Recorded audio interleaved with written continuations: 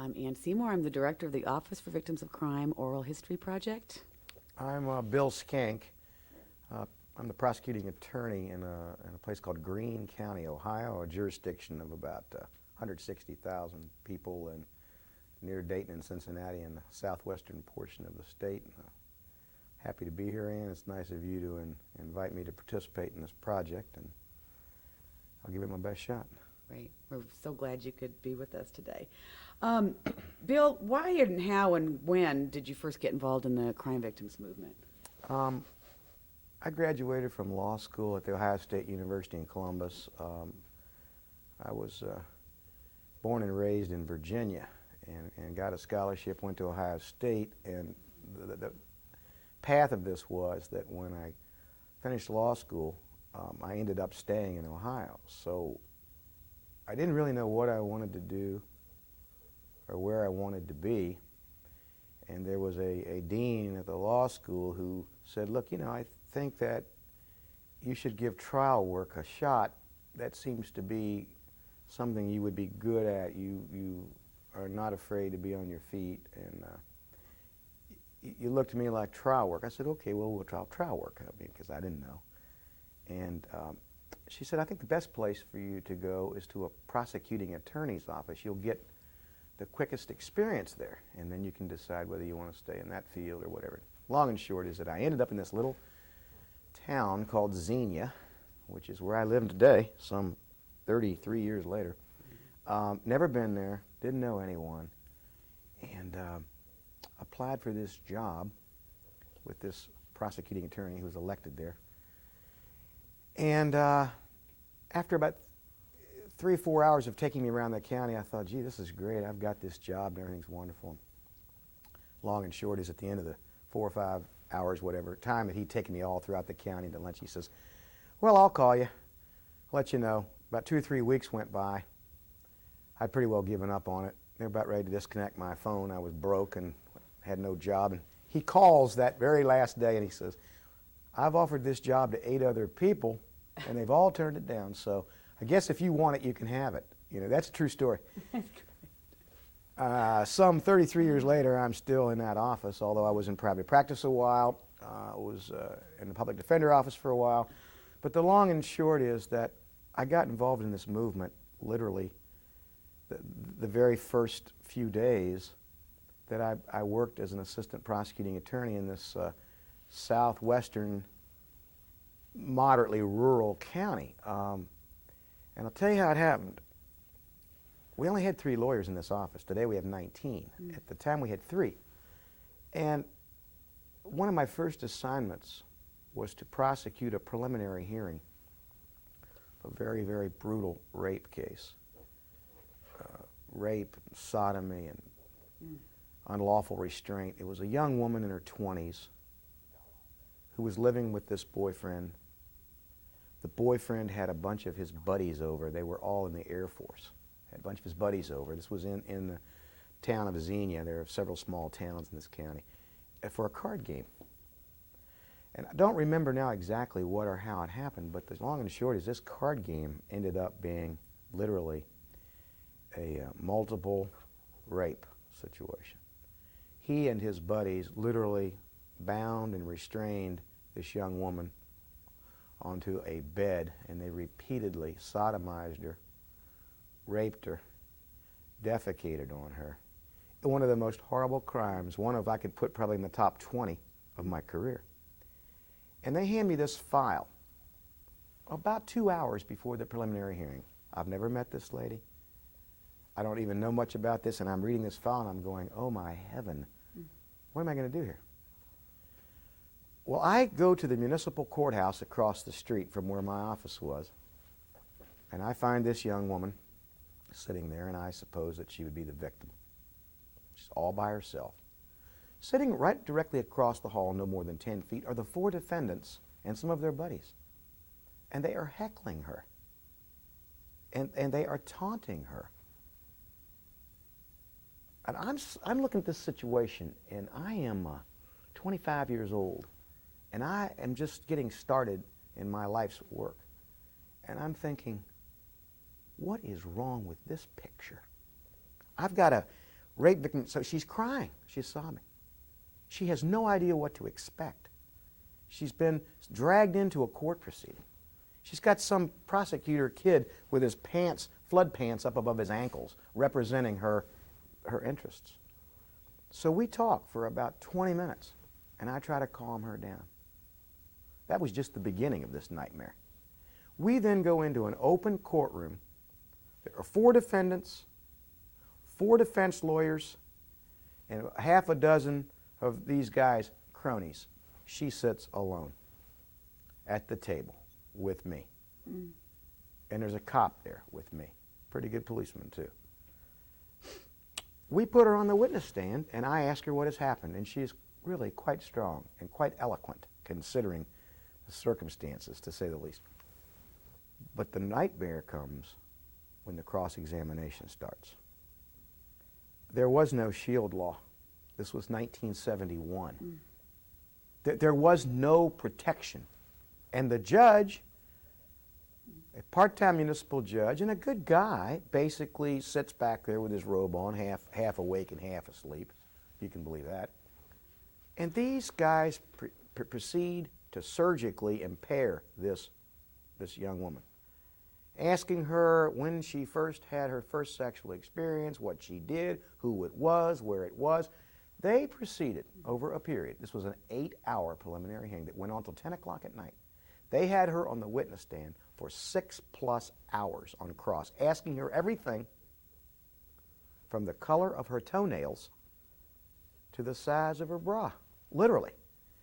Objection after objection on my part for relevancy, meaningless. The judge overruled this as cross. It was at that moment that it hit me, we have some serious problems in criminal justice in the United States. I began to think, after that preliminary hearing, we ultimately got convictions in the case, sent these people to prison, but it wasn't pretty. And I'll tell you, I thought, well, I wonder why they didn't teach us this in law school, how bad this is. Why is everything in law school so totally, toward the defendant or the accused? Not that I have a problem with that, I don't. I have no problem with due process, I advocate it, but what are we doing here? I mean, we would give more support than this to an elementary school kid playing football in a sandlot. What kind of deal is this? That was when it really first hit me. I stayed for about 2 years, 2.5 years during that stint as an assistant. I left, I went to Dayton, I worked for a big blue chip law firm, I worked in the public defender office. I ultimately came back to Greene County when a guy named Mike DeWine was elected prosecuting attorney. He was my law partner. He's now United States Senator, as you know, and he of course, too, is indeed, I think, one of the pioneers in his own way in the victims movement, although he never really got involved organizationally like I did. But those first 2 years there in Greene County, I just went through this time and time again with homicides, sexual assaults, children. The system clearly did not have laws to protect. The system did not have a support system, and it was clear to me. But I got kind of off the track and went on to some other things. When I came back in '77 as Mike DeWine's first assistant in Greene County, he and I had shared the same common philosophy and experience. He also had been an assistant prosecuting attorney after I left. And I think to some extent, in fairness, both of us were looking at this first and foremost in terms of the humanitarian side, the right side, but also from the practical side. Very, very difficult to, quote, win these cases without a better system. Too much intimidation of witnesses, be it direct or implied, express or implied. Too many people, too many witnesses unwilling to come forward. There was an imbalance. There was an imbalance not only in terms of a human sense, but there was an imbalance legally. Way too much weight on the defendant's side of the scale and none on the victim or the witness's side. And he and I saw this as a practical problem as well. In effect, in those 4 years in the late '70s, Mike and I we didn't know anything about victim witness programs. There was only one in Ohio at that time, and that was next door in Lee Falkey's office. We didn't know much about it. We knew one thing: we had to take matters into our own hands, and so we kind of devised our own de facto victim witness program. And he and I were both prosecutor and advocate, and we would go to people's homes, we would bring them to the office, we would counsel them. There is, Ann, as you know, one big problem with that. Difficult to be both prosecutor and advocate, because you can't make the hard decisions you need to make as a prosecutor when you're so emotionally involved with the victim at times, and you sometimes can't really tell a victim, look, we've got a weak case here, and still have they're just conflicts that are not easily resolved. Toward the end of his term, he set into effect his own method of notifying victims and witnesses of every hearing date, of the progress of the case. In effect, he on his own did what the state legislature ultimately did when it enacted a series of statutes to provide certain rights to victims. So he certainly, I guess I would take some credit for this as his partner, but we kind of got our own thing going because we wanted to do it because it was right. We wanted to do it because it was necessary, and that's kind of how I got involved in the movement. I didn't know anything about the National Organization for Victim Assistance, or I didn't know much about some of the great leaders in this country who are still out there, who I've come to know, you know, the Norm Earleys and the Karen McLaughlins, the Ann Seymours, the Marlene Youngs, the John Steins, and the Bob Prestons, and the Bob Dentons, and all these guys, I mean, who are national pioneers. I was just a little guy in a little place trying to figure out how to win a case and do my thing and stay in office. That was a long answer to a short question, but that's how I got started. Editorial comment, I'm so glad you brought up Mike DeWine, because my first job was at National MAD in May, and you know, by July we had passed the 21 drinking age bill, and he was our patron in the house. Mike's a true victim advocate and a true prosecutor, and he remains so to this day. That's awesome. He has it in his heart, and we've always been able to count on Mike for support, whether it's constitutional amendment or it's VOCA or VAWA or whatever. He's always been there for us. Well, I just put him on the list to be interviewed for this, so thank you for that. That was very cool. Yeah. So 30 years ago, or over 30 years ago, you just aged yourself, Bill. Yeah, it's actually will be 32 years in December that I took that job in this little county. That time there were 90,000 people there. It's almost doubled in population. Isn't that amazing? Unlike most of Ohio. Isn't that amazing? Yeah, it is amazing. Well, describe the field of victims' rights and services in 32 years ago, and also, if you can, a little bit about the context of the era, as we're talking about the very beginning of the 1970s. From my perspective, you know, the field was non-existent. There was a victim witness program that probably was started as the result of LEAA funds, I suspect, in the county next to me, Montgomery County, where Dayton is, and that's a pretty big jurisdiction, about 600,000 people. But really we didn't know much about it. Now in retrospect, you know, we know that the movement was beginning, and there were things that were starting to happen. But from my perspective, there really wasn't any. I mean, you didn't have any law enforcement-based support for victims. You didn't have any communication structure. You had virtually no laws on the books. It was pretty much a wasteland, I would describe it. Great, thank you. Yeah, it was a wasteland. That's how I describe it. Kind of sparse. My cameraman's.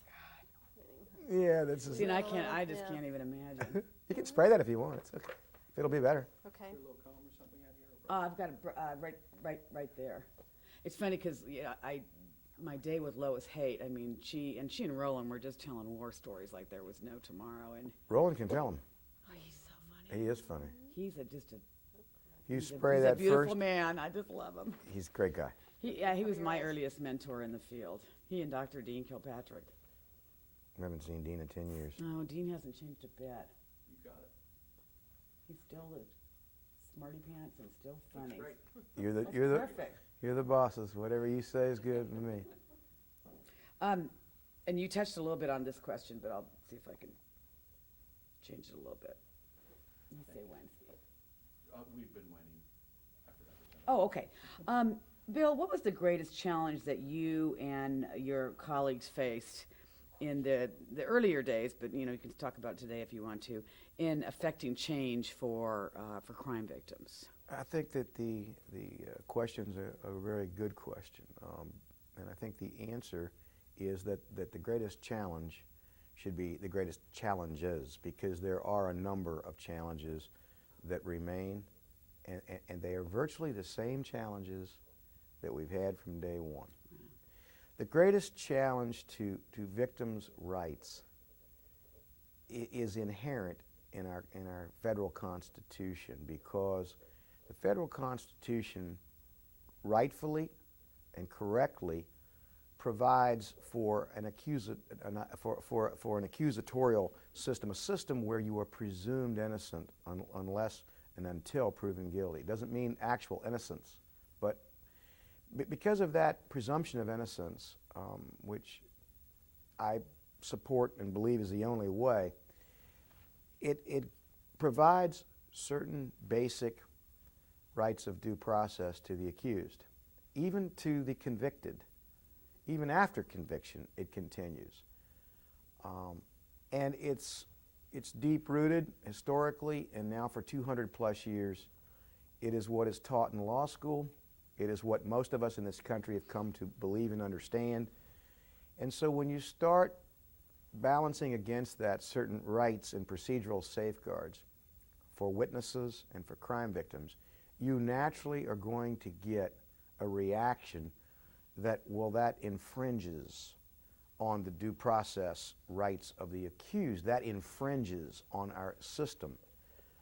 I do not agree with that, and it does not have to infringe at all. When you look at Payne versus Tennessee, the Supreme Court's very, very important decision in what can and cannot be brought into the death penalty phase of the punishment phase of a capital case, we see the Supreme Court has, in fact, acknowledged the need for victims' rights and some balance. But in law schools, to this day, we don't teach victimology, and we don't teach victims' rights, and we really don't even give it any respect whatsoever, even after these 30 years at most law schools. That is a challenge.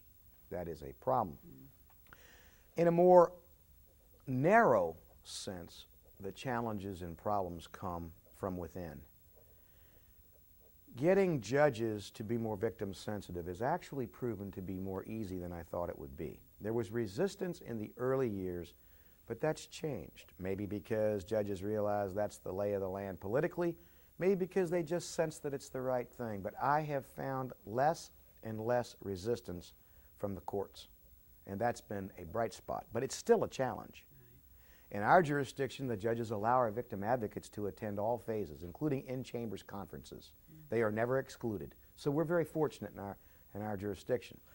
But nonetheless, the judiciary is always a challenge. Law enforcement is a challenge. Law enforcement, in my judgment, generally speaking, has not been and continues to not be very victim sensitive. Generally speaking, there are exceptions to the rule. There are certainly officers who are. And I think that probably this also is historical, that law enforcement officers are taught to be the tough guys and get the bad guys and do this, but officers need, I think, to be screened to have people who are likely to be victim sensitive. I mean, we screen people with personalities to work in the Marriott Hotel. Can't we screen people who work in the law enforcement field to be sensitive to victims? Is it so complicated? I mean, do we have to reinvent the wheel to get cops who will be nice to victims? Now, the police would rise up and resent the statement. But if they were in my posture, my position, many are just not very sensitive in terms of how they deal with victims. I think they remain a serious challenge, and that needs to be changed. The whole philosophy, the training, the screening, the hiring, all of it. Money is always going to be the single greatest challenge, because too many people continuously say it's not mandated, It's not part of the Constitution. Well, we have a constitutional amendment. I know, but really this is dispensable. There still remains a strong feeling throughout government, the bureaucrats, those enlightened individuals at the local level who hand out the money. They're not believers. They're not believers until they're victimized themselves. They don't believe. The county commissioners, the county supervisors, the people who run the government think that parks and recreation is more important than victims' rights. That's a serious challenge, and that's my belief and experience. Other challenges. Perhaps the biggest challenge of all is to get the public really involved in the same way that MAD did, SAD did, parents of murdered children did. We've made progress. The truth of the matter is there is still a significant percentage of our population who has little or no faith in criminal justice. Doesn't matter whether it's the well-to-do or the ne'er-do-well. Matters not whether you're in East Central LA or in Columbus, Ohio, and Upper Arlington. People don't have a lot of faith in the criminal justice system. And part of the reason they don't is based upon personal experience and, of course, what they read. That's changing. I've seen a slight swing in the pendulum back towards more faith in the system than there was probably. You know, I am very much a fan of the Warren Court. That may seem contradictory to what I'm saying here today. I am a great fan of Hugo Black and Earl Warren and others. I feel that those decisions were necessary and needed. Unfortunately, they brought about a great deal of crisis in terms of faith in the system. A lot of people thought these technicalities weren't necessary and this and that. That caused problems. Total lack of common sense in how we released prisoners from jail. The parole system. You get sentenced to 10 years and you do 18 months. All these kinds of stupid things created a huge crisis of confidence. Much of that has changed. For the better, I might add. We have truth in sentencing. But still, in spite of all, many people just don't think the system's good and that it's right and that it does justice. And therefore, that makes it difficult for us in the victims movement to truly have the faith of the victim and the faith of the witness to cooperate with us. So we start out in many instances way behind the 8 ball. So the challenge really is for us to see the broad picture and get the faith of the people. We have to reach out and educate. We have to reach out and involve our society and our community and make them participate, understand, and support criminal justice, or we're going to have a much greater crisis than anyone could ever imagine. And it's interesting to look at the terrorist situation now and see where all that goes with this movement. I'm not sure where that's all headed, but I think that's going to ultimately become a challenge to us as well. So those are the, to my perspective, the same challenges we've always had to a greater or lesser degree. And as I say, money is always a challenge. We also have the internal challenge of turf wars. We always have that. We probably always will. We have to communicate with each other. We've got to truly put the cause ahead of our ego, and that's very difficult to do even for myself. Yeah. So those are all my thoughts. I'll probably think of some more later. But. That was great. You nailed it. Just trying to. I'm sorry. Steve told me to reword Siegel. He's Okay. editing my questions. All right.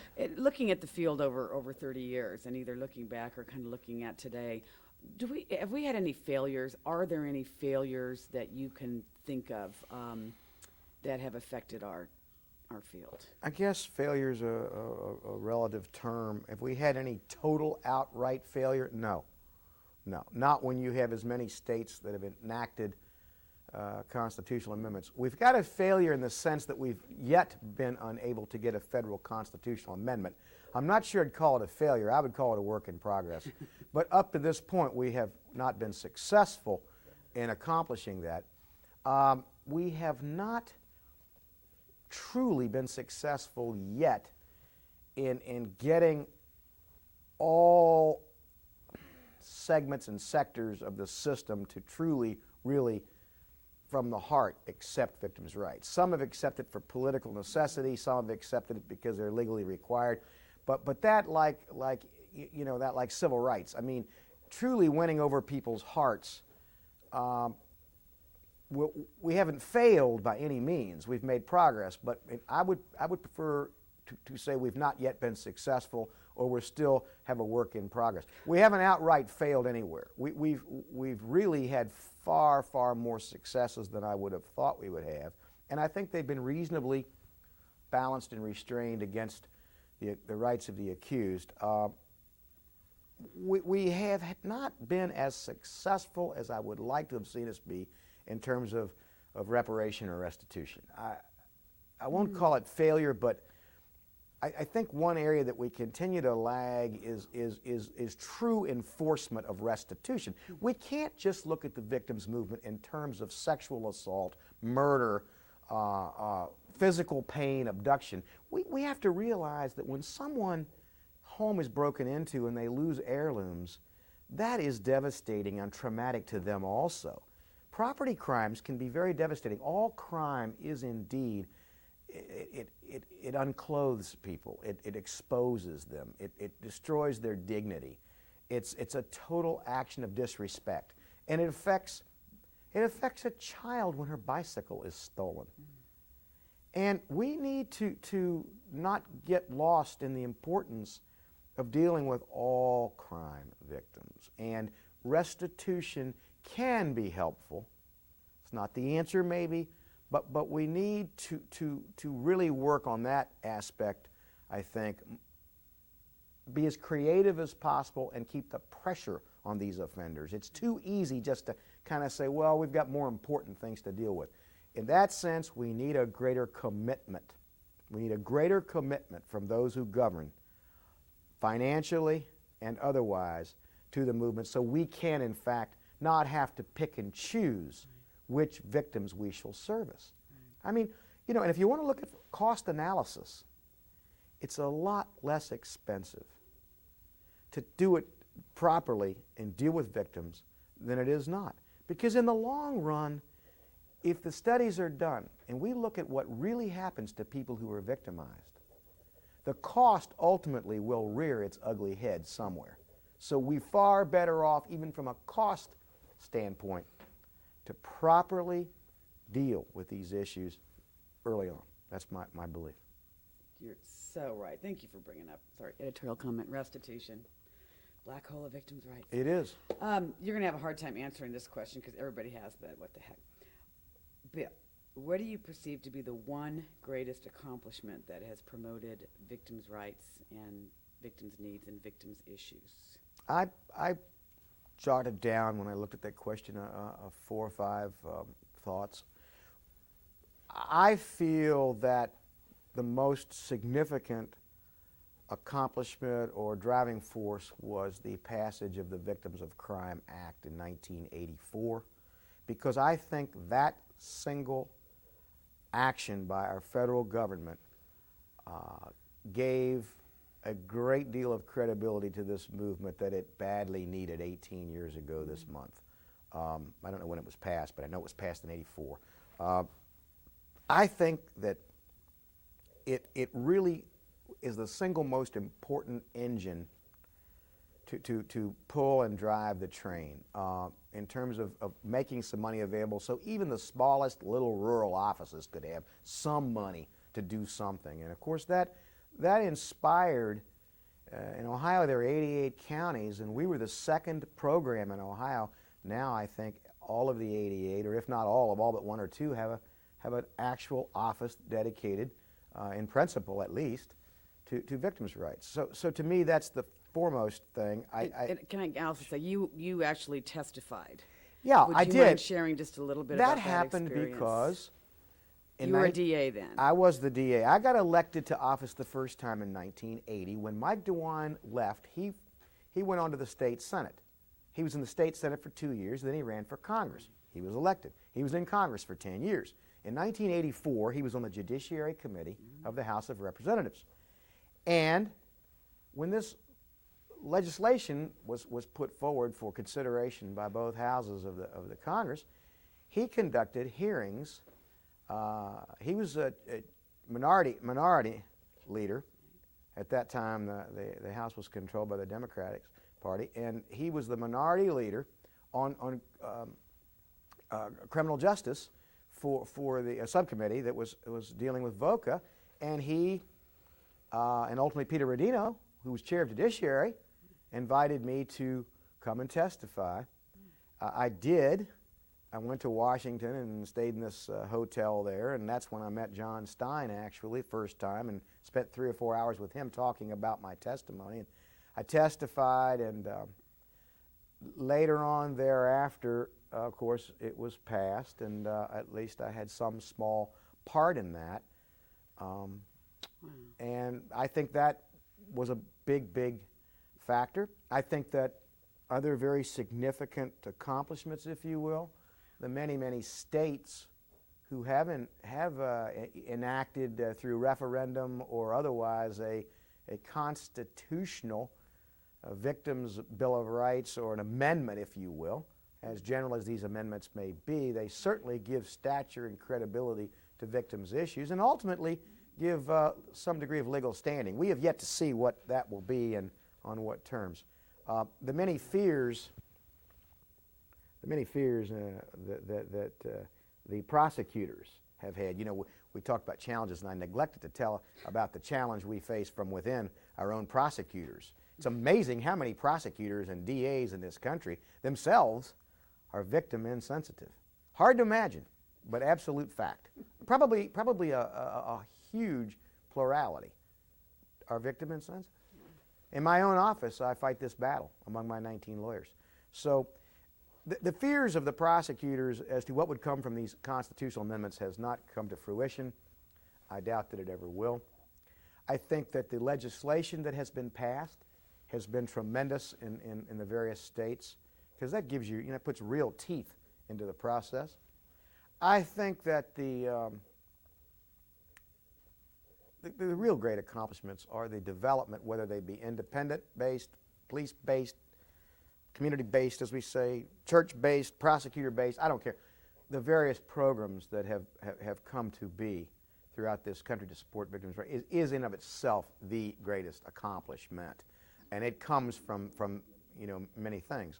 I think that what we have seen, certain groups which we might say they are lobbying groups, if you will, or special interest groups, whatever name you want to, whether it's MAD or Parents of Murdered Children or any other group that's out there, they have accomplished a lot. I don't know that I would say they are an accomplishment, but they have accomplished a lot because they have come to understand the reality of politics in the criminal justice system.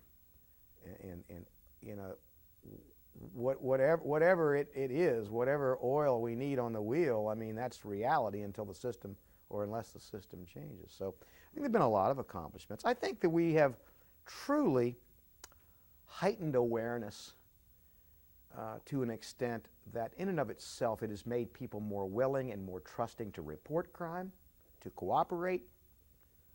I think the victim and witness intimidation statutes and the penalties that are now meted out for those who attempt to intimidate and scare and frighten off witnesses, I think that's an accomplishment that's been helpful to us as prosecutors. But that's a few of the things that I think are significant.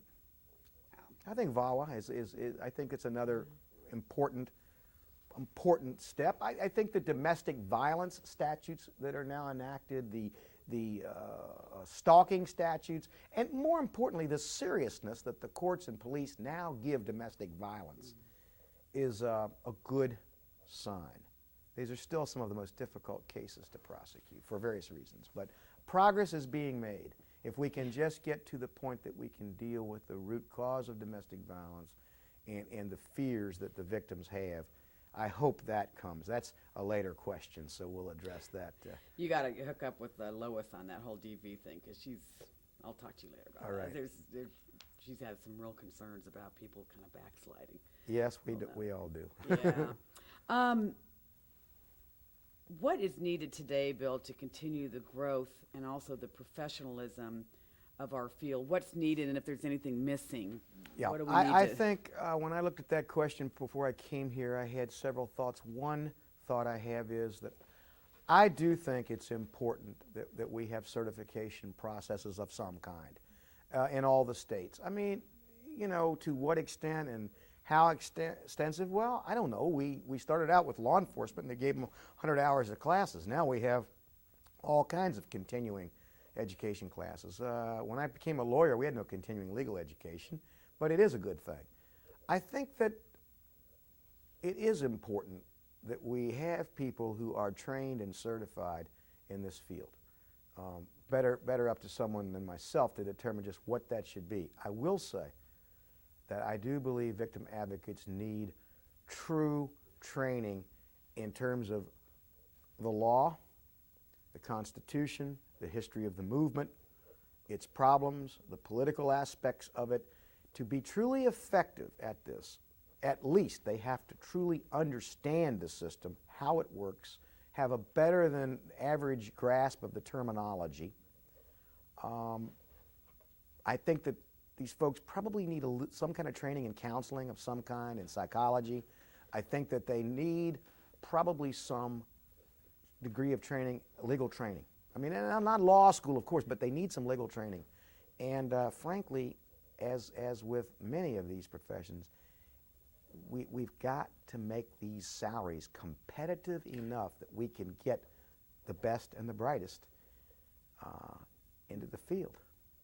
Of course, it's a double-edged sword. People are there just for the money. They don't have heart, and if they're just there for the heart, you know, well, I mean, but I think that we will be better off if we look at making sure it's a wonderful thing to have somebody who's a very sensitive, caring human being, and that's great, and that we want those kinds of persons. We also want people who can be effective politically, who can truly keep control, don't set victims up for failure, or don't set victims up for disappointment. Those who can walk that fine line of partnership with the DA and partnership with the victim. It's a tough line. It takes special people to do it. Great. A lot of newbies in the field. You probably have noticed at this conference, like, we're old. Yeah. Well, I am old. I am too. We're like, oh my gosh, so that was us 20 years ago. It's I looked in the fun. mirror this morning and I thought, I don't know what to think about this. It's so funny. There's so many. Put some stuff under my eyes to try to get rid of the bags. Of course, I've had the bags since I was 10 years old, so I'm contemplating surgery. I can't believe we have them on oral history talking about cosmetic surgery. That's the first. All of the newbies to the field, what advice can you give to them, the professionals, but also there's a lot of volunteers and victims here and in the field. What good, solid advice, Bill, would you give them? Same advice I'd give anybody who wants to be a trial lawyer, same advice I'd give to anybody who wants to be a professional golfer, the same advice to anybody doing anything. You know, if you think you're going to be good at this just by being around it and you want to be, then that's just about how good you're going to be. You know, if you want to be good at raising children, you're going to have to work at it. If you want to be good at running that camera, you have to work at it. This doesn't just happen. You know, you don't become a victim advocate and a successful one and make a real difference just because you want to or have a heart to. You have to work at this. You know, Tiger Woods didn't become the best golfer in history until he went on the range and he played golf until his hands bled. If you want to be a good advocate, you've got to be willing to take the hard calls after hours. You've got to be willing to take the unintended, benign abuse, if there is such a thing, of people who are frustrated, who have seen their children raped, who have seen their parents killed, who are going to take their frustrations out on you. And you have to learn this craft. It is a craft. It's something that takes time. You learn through experience. Thus, you must be very patient and very persistent. Persistence is indeed the oil that makes everything in the world happen. It's persistence. Finally, this guy keeps coming back, and finally you say, okay. It's like your kids. Okay, just go, do it. I mean, you know, a good advocate must be dogged, patient. You know, it's not a realization yet. It's to just, for some people, what's really involved in being an advocate. You know, to be the best, to be a true victim professional, you really have to put the hours and time in. And I would say get all the training you can get, do all the reading that you can do to try to understand this. And in the final analysis, you need to figure out one thing. Is this what you really want to do? Do you want to do this? Because if you don't want to do this and your heart isn't in it, then you need to get out. You need to move on. If you're not a trial lawyer, you shouldn't be in courtrooms. I mean, if you don't want to do it, don't stay because it's a good paying job or you like the people. Don't do it. Move on. You know, make $1 million. Do something. If you're in it for the money, you're going to be rudely disappointed. If you're going to carry a chip on your shoulder, you're not going to be happy. You're not going to be effective. So ask yourself after appropriate amount of time, do I really want to do this? And if the answer is, I really want to do this, then work hard to learn how to do it effectively and learn the politics of it and learn how to use politics and pressure to get what you need, because that's what you have to do. Nailed that, didn't he? Oh my gosh. We need to show that to every newbie. That's just, and coming from you, it's just really. It's a lot of years of experience. You learn this after a while, or you don't. Because we old. Or you don't survive. That's right. We old. I am. You're not, but I am. Oh yes, I am, baby. 2 more questions, and then you'll have a chance to say whatever you want, Bill. Vision for the future of our field. My vision probably has been stated in answers to other questions. My vision would be a field that is truly accepted as an equal, a real equal in criminal justice, a field that is truly professional, as I want law enforcement to be, as I want judges to be, as I want prosecutors to be, as I want defense lawyers to be. I would like to see a requirement that all lawyers, not just prosecutors, all lawyers are required, along with their sensitivity training, their professionalism courses, and their ethics, to take courses so many hours per year or biennium in understanding the plight of a victim. I understand that they have a job to do. But you know, there's a way to do it, and they don't have to be, you know, for the sake of show, so harsh. You know, you can be an effective lawyer for the defendant and still be a kind, caring human being. And we had a nursing home fatality in my jurisdiction that is in litigation now, where 4 elderly people died as the result of a mix-up in the oxygen. It was nitrogen that went to the system. It killed 4 of them. And we had 2 different defendants, 2 different corporate defendants. Those defense lawyers who represented the one corporation wanted to talk with the victims and try to negotiate a plea, and they were so offensive and so arrogant, they made the victims even angrier. The other lawyers on the other side, when they talked to the victims and the survivors, were so eloquent and sensitive and caring. What a difference. Truth is, it didn't get resolved, and it will go to trial now in October, but it makes a difference. People like to be treated with respect and dignity. And if you treat them with respect and dignity and kindness, you know what? They will understand your role. And they may not like what you're doing and what you have to do, but they'll accept that. And that's important, ultimately, to the bigger, broader picture of people accepting criminal justice in this country. Defense lawyers need to understand they have a responsibility to further criminal justice for their own means and for their own goals too. If they want the system to continue to provide due process and rehabilitation, as they call it, for their accused clients, and they want to effectively support this system, then they need to get beyond their own narrow-minded ego and legal fees and their adversarial, mantra, and get in the game here and understand that they've got a responsibility too to victims of crime. And that's been lost upon all of the people who administer justice in this country and upon those great legal scholars, those great professional academicians who spend their time figuring out how they can somehow get people out of the death penalty instead of thinking about, other issues as well. A generalization, but a fair one, I dare say.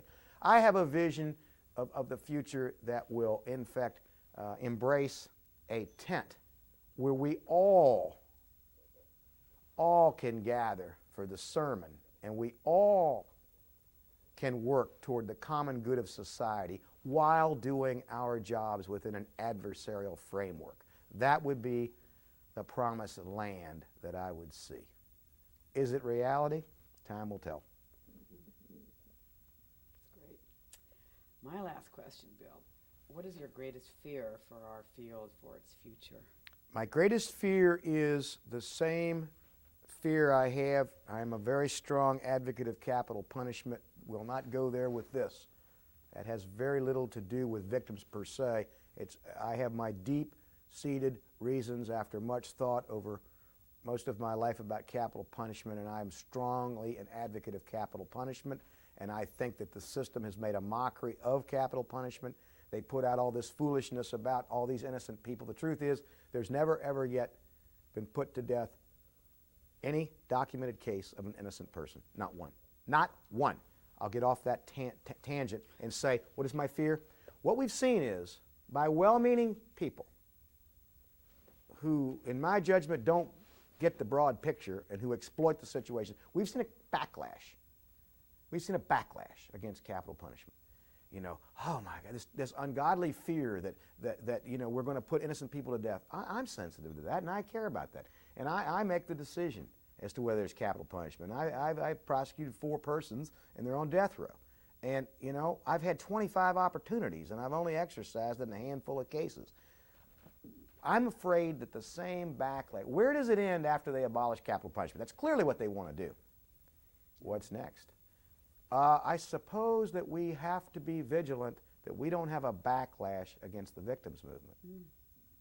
It's not likely, but to take for granted our place in the system and to take for granted the gains we've made is to be reckless.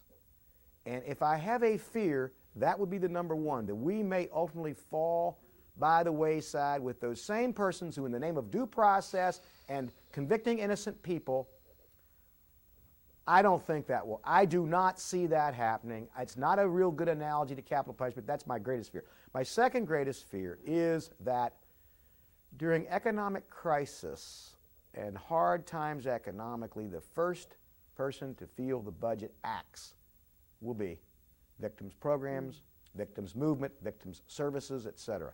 That's always a fear. I think we have to also be very cautious about complacency in general and continue to have strong victims organizations. Unions, if you will, I suppose is not the best word coming out of my Republican mouth, but I would say, call it what you may, we need specific interest groups out there to represent us in the legislatures. We need to continue to get the good people out there who have money to support this cause. This cause is every bit as important to the well-being of this nation and to criminal justice as anything. And those are, I don't think I'm paranoid, but I just would say that after I've seen how quickly things can change. I've seen how a case can go sour in a day. I've seen how legislation can be repealed. Courts can change their positions. as part of my vision, I hope that our judges will continue to progress in the positive fashion, and they really have. But you've got to be vigilant. So my fear is that we might not be vigilant enough, and if we're not careful, we may be indeed the first victims of these chops that occur. Do I have time to ask just a real quick follow-on to this? A short answer, but you really hit something that's I think is very important. The people who are newer to the field, who don't I think I'm trying not to ask. Well, they any didn't questions. have to struggle to get here. Okay, that's where I'm going with you. Sure. And you talk about complacency. Sure. What can we instill in them so that it's you were talking earlier about like not being a job. So that's what I want your kind of final word on the official question. Very difficult for us to make our children understand how hard we had it, as it was for my father to make me to understand, as my grandfather to make him understand. My grandfather walked 5 miles in the snow to get on the horse to ride to school and in the cold, and my father told me, we couldn't waste food because all the children in China were starving. And now I have children who don't bother to pick up their underwear off the floor or turn off the light. Now, am I my father's son and my grandfather's grandson? Certainly. And is it the same? To some extent, except one big difference. This country has never known the continued prosperity that it has had in the last 40 years. Ups and downs, but continued prosperity with more and more money and more opportunity and more wealth, and inevitably, any person who has not truly struggled, whether it's the civil rights movement, if you didn't march with Martin Luther King, it's going to be hard to make somebody understand what it was like to march with Martin Luther King. I rode a freedom bus and got locked up in a jail, personally. If my children haven't experienced this, then they are not going to understand and appreciate in the same sense. However, we certainly, our generation has a responsibility to do all that we can to educate and talk to the newbies, if you will, or the younger ones coming into the movement now, and make them understand just how hard it was to get here and not to take it for granted. But the reality is, you really can't experience what it's like to get hit at the line of scrimmage until you've been hit at the line of scrimmage. You can show films about these guys getting knocked back, but until one of these linebackers knocks you on your backside, you've got a hard way. There is no easy answer to that. All we can do is preach and make them aware of the history. This particular oral history, probably it should be required reading, so to speak, for at least parts of it should be, and we'll just ultimately have to trust this, because whether we like it or not, Ann, it is going to come into the hands of the next generation, and to some large extent, we're not going to be able to control what happens, and that may seem like almost a fatalistic answer, but we can do what we can do. We can talk to them, we can lead by example, but no one can truly understand the way we do until they experience it. And we won't experience what they do either, so to a certain extent we'll have to have faith, whether we like it or not. What do we've got? A couple minutes? Okay, 4 or 5 minutes. Well, anything you want to add that I didn't ask, or anything you want to talk about for like 4 minutes? Only the thing that I would say is not really educational. I would say that to anyone watching this, that I believe more satisfaction and more self-worth has been gained for me personally as a result of my work in the victims field and the victims movement, and in really one-on-one with crime victims in my office. I spent close to 300 hours last year working with a 13-year-old boy who had been raped and sodomized every single day by his lover, his 35-year-old lover, who formed this unbelievable relationship. Sure, we don't have time in 4 minutes, we don't have time in 4 hours. I spent 300 hours with this kid. This kid's been adopted, turned around, active in sports, doing well in school, and seemingly at least short term, made a recovery. To me, that gives me great satisfaction, and I would encourage my brother and sister prosecutors in the time they have left who might somehow see this or part of this to become involved in victims' rights and use this opportunity to help these people. And the worst that can happen is you'll feel better for it, and you'll be more dedicated, and you'll be more effective. And that's the best I can say. Woohoo.